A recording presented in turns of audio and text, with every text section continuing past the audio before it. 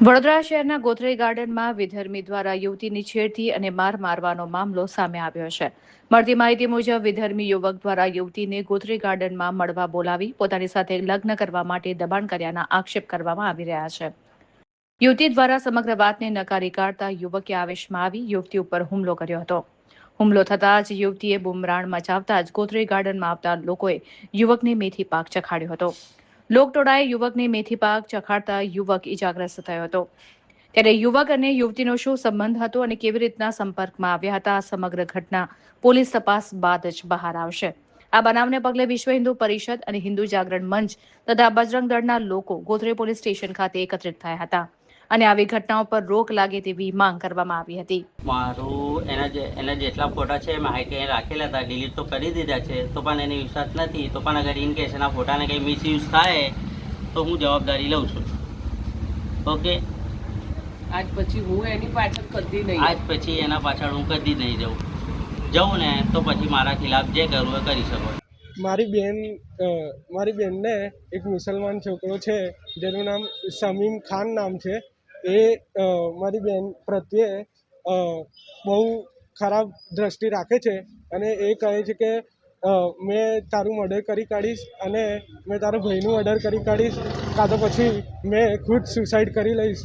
આવી બધી ધમકીઓ અમને આપે છે, કારણ કે એવું કહે છે કે મારી જોડે લગ્ન કર અને એ લવ જિહાદ કરવા માગે છે મારી બેન પ્રત્યે. તો આજે તો હદ થઈ ગઈ. એણે પાર્કમાં બોલાવી મારી બેનને ફોન કરી અને પટાઈને અને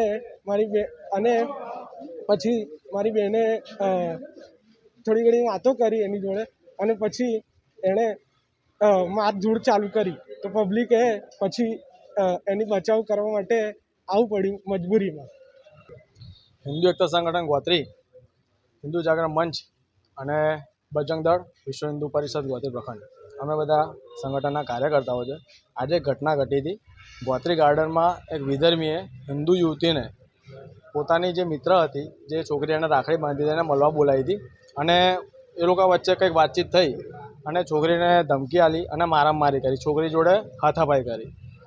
તો આજુબાજુની એ છોકરીએ જ્યારે બૂમાબૂમ કરી તો આજુબાજુની પબ્લિકે છોકરીને બચાવી અને છોકરીને એ છોકરા જોડેથી છોડાવી અને એનું રક્ષણ કર્યું.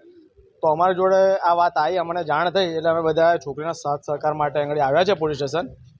છોકરી એટલી ગભરાઈ ગયેલી છે કે છોકરી આત્મહત્યા કરવાનું કહે છે અને અમને છોકરી જોડે વાત કરતાં એવું જાણવા મળ્યું કે છોકરાએ એ છોકરીને લઈ જવા માટે અને છોકરીને ફસાવવા માટે પ્રી પ્લાન આ બધી વસ્તુ કરી છે અને એના માટે એણે ફેક આધાર કાર્ડ બનાવ્યું છે છોકરીનું, જેના પર રાજદ્રોહનો કેસ લાગી શકે છે. તો પોલીસે ખરેખર આ તપાસનો વિષય છે. જે CSC સેન્ટરો છે ત્યાં આગળ છાપેમારી કરે અને આ લોકોનું જે આખું રેકેટ છે એને પકડવાના ચક્રો ગતિમાન કરવા જોઈએ, કારણ કે આ બહુ મોટું ષડયંત્ર ચાલી રહ્યું છે, આખા દેશમાં ચાલી રહ્યું છે. અને આપણી હિન્દુ છોકરીને આ લોકોએ જે રીતે ફેક આધાર કાર્ડ, ડુપ્લિકેટ આધાર કાર્ડ બનાવ્યા છે, તો આ બહુ ગંભીર ઘટના કહી શકાય. બીજી વસ્તુ કે છોકરીને અમે લોકોએ વાત કરી તો છોકરી તરફથી એવું જાણવા મળ્યું કે આ છોકરો એને વારંવાર એવી ધમકી આપે છે કે ભાઈ હું તને તારો રેપ કરી નાખીશ, તારી માને માર નાખીશ, તારા ભાઈને માર નાખીશ. છોકરીના બાપા છે નહીં, એના ફાધર એક્સપાયર થઈ ગયા છે. તો છોકરી એટલી ગભરાઈ ગયેલી છે અને એટલી દબાણમાં છે કે પોલીસ કમ્પ્લેન કરવા પણ નથી આવી શકતી. વચ્ચે છોકરીએ છોકરાને એવું કીધેલું કે તું આ રીતે મને હેરાન કરીશ તો હું પોલીસ કમ્પ્લેન કરીશ. તો છોકરાએ એ છોકરીને એવી ધમકી આપી કે પોલીસવાળા મને 2 દિવસમાં છોડી દેશે, પછી તારું શું થશે, પછી તને કોણ બચાવશે, પછી તને મારઝૂડ આવવું પડશે અથવા તો તને હું માર નાખીશ અથવા તો તારો રેપ કરી નાખીશ.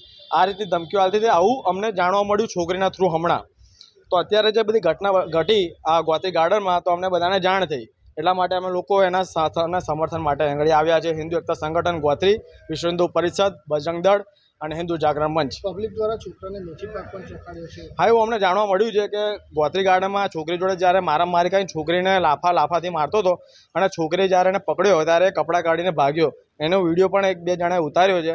તો જ્યારે પબ્લિક જોઈ ગઈ અને છોકરીએ બૂમાબૂમ કરી તો લગભગ 8-10 જણ છોકરા આજુબાજુથી હતા, એ લોકોએ એને પકડ્યો અને એને માર્યો હતો, એવું અમને જાણવા મળ્યું છે. અને હું તો એવું કહેવા માગું છું દરેક હિન્દુ છોકરીને કે આ છોકરી તો એને છોકરાને રાખડી બાંધતી હતી, પણ આ છોકરાઓ જે વિધર્મી હોય છે ને એ પોતાની બેનના પણ ભય નથી હોતા. તો તમે એવા ખોટા શોખ ના પાલવશો ને પોતાના મનગણન એવું પાલવશો નહીં કે આ તમારા ભાઈ બનશે અને તમારા ફ્રેન્ડ બનશે.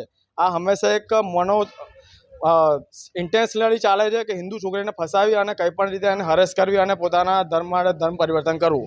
તો છોકરીઓ ચેતી જાઓ, આવી ઘટનાઓ રોજ આવે છે અને તમે સોશિયલ મીડિયા પર બી જુઓ છો.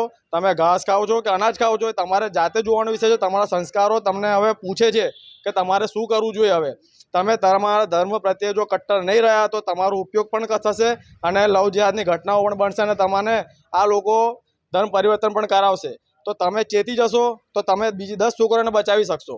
બાકી તમારી એ જ હાલત થશે જે અન્ય છોકરીઓની હાલત થઈ છે. તો આ તમે થોડું વિચારજો. બાકી તમારી આવનારી પેઢી પણ આની અંદર ખલાસ થઈ જશે અને આ લોકો કોઈને છોડવાના નથી જ.